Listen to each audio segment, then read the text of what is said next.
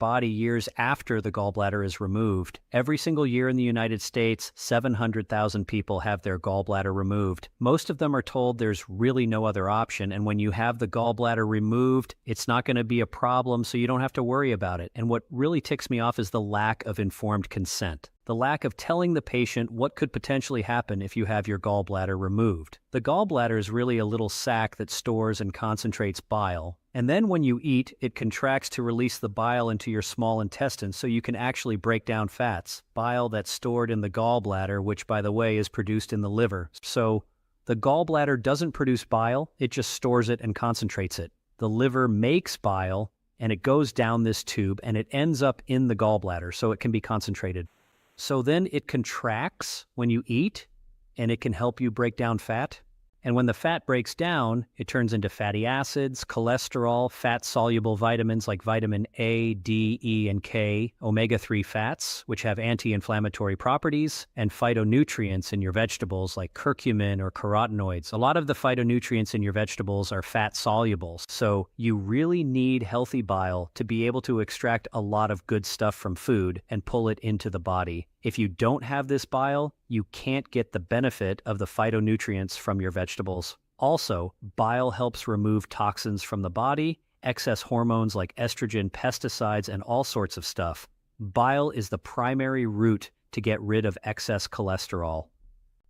Also, bile is antimicrobial. There's a condition where you have too many microbes in the small intestine. That's called small intestinal bacterial overgrowth. A lot of people have it. They don't even know about it, but it creates a lot of bloating, excess fermentation, which is the microbes breaking down food, gas, and all sorts of things. So bile is antimicrobial. And also bile is involved in working with the microbes to help make sure you have a healthy thyroid. Okay, so thyroid hormones also rely on bile as well. And then we have something called peristalsis. In other words, that's the pumping action of the digestive tract. Bile actually helps that process work. So if you don't have enough bile, people tend to be constipated. If you have too much bile, then you get diarrhea. One of the reasons why people have the gallbladder removed is they get a stone, okay, in the gallbladder. Now, the big question is, what causes a stone? Typically, what the stone is made out of is a crystallization of too much cholesterol. When you have too much cholesterol and not enough bile salts or bile acids, whatever you want to call them, then you start to get a thickening or a sludge. And then that actually is kind of the precursor to turning into a stone. So we have these stages from normal bile to sludge to a stone, and that is the sluggishness of this gallbladder contracting. Maybe it's not contracting hard enough. Maybe it's kind of weak and kind of wimpy, because if you're not getting enough contraction, then the bile kind of just sits there and you can develop a stone from that. One of the things that triggers the contraction of the gallbladder is fat. We're told to always go low fat. Well, guess what? Low-fat diets increase the risk of gallstones. Also, excessive estrogen can lead to a stone. This is why women who are pregnant or women who take birth control pills have a risk factor for developing a gallstone or a problem with the gallbladder. Now, also on the flip side, if this bile isn't working that well, then we can't get rid of the estrogen effectively. So then estrogen concentrates there, and now we have a situation where the estrogen is making things worse. Another big culprit is too much insulin or a condition called insulin resistance. I've done a lot of videos on this because when a person is consuming too many refined carbs and starches, they start to have gallbladder problems. I had a gallbladder problem for literally probably 15 years. I didn't even know what it was, and I had a sensation underneath my right rib cage causing discomfort not only in my right shoulder, up into my neck, but also wrapping around to my right rhomboid muscle. And I thought it was a spine problem, but it wasn't. It was being referred from the gallbladder and the other areas because there was so much pressure building up right through here. And of course, I was eating all the wrong foods, raising my insulin big time. At the time, I didn't know what was going on. Also, a low thyroid situation can create a problem with this because with a hypothyroid condition, everything is slower. And then we get to something really fascinating, which is choline. I don't know if you've ever heard of what choline is. Super interesting. I'm going to cover it in just a little bit. I have a free download that I want to give to you. This free download is my daily routine in a checklist. This is a routine that I use every day to feel like I'm 18 years old, even though I'm 60 years old, and I want to give it to you for free. And so there's a little link down below. Click it and definitely download that. So let's now shift to what happens when they remove the gallbladder and you have complications. Either we have excess bile that ends up in the small intestine, or we have a deficiency of bile. One of the two. One way to quickly know is if you have diarrhea. Now, there's a medication that is prescribed for that binds to the bile to help limit that. You may want to look for a natural alternative to that medication because that medication does have side effects, and you want to try to find something with fewer side effects. I'm going to give you that solution to try to see if it can help you. Again, check with your doctor because I'm not telling you to replace any medication. But certain fiber also binds to bile salts. Psyllium husk, for example, could be something you could take to actually bind your cholesterol, but there's other fibers too. Pectin in green apples, especially the peel, is also very effective at binding to the bile salts. And also steamed okra, beets, collard greens, and steamed kale also provide great fiber to lock up some of that excess bile to prevent the diarrhea. In addition to this, I probably would recommend taking a probiotic. Now, what if you don't have enough bile? What are the symptoms? Constipation? Your stool will be light-colored. It will float. You might end up with higher cholesterol. And then you may have right shoulder pain or a fullness or tightness underneath the right rib cage, even if you don't have the gallbladder because you still have these bile ducts and you could still have sludge through here. Why? Because they just removed the sac. They didn't correct anything. Then the question is, what is the solution if you don't have enough? Well, you can take bile, like ox bile. Take 1 or 2 capsules after you eat.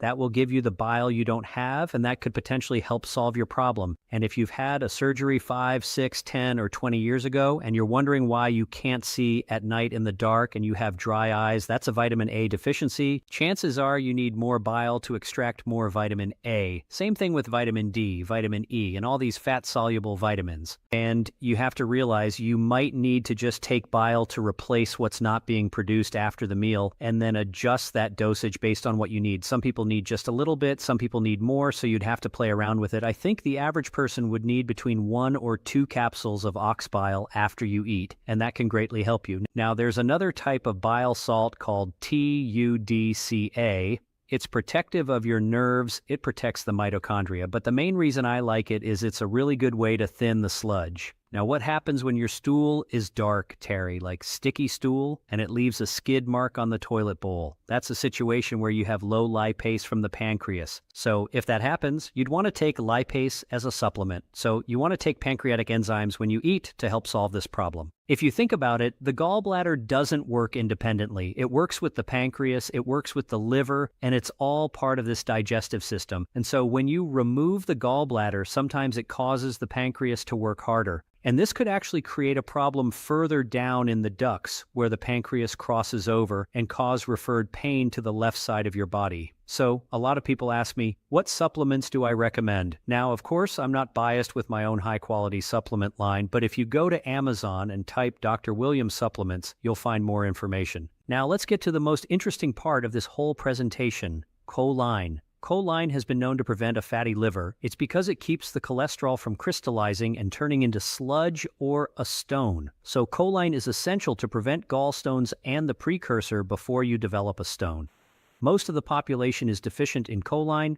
Where do you get choline? You get it from egg yolks, you get it from seafood, and definitely if you eat liver. Well, I think most of the population probably, if they're going to get it, they're going to get it through eggs. So I would say 2 eggs would give you maybe 60% of what you need with your choline. 50% of the population have a genetic problem with getting enough choline. On top of 90% that doesn't get it. So just look what's happening. We're actually creating a vulnerability or a susceptibility. Now you can see why so many people have a gallbladder problem and don't know it. Now, just because you have a genetic problem with this, doesn't mean that you're going to have a problem with it. It just means that you're going to need more choline than the average person to be able to prevent a lot of these problems right here. If you are an endurance athlete, okay, your requirement for choline goes up.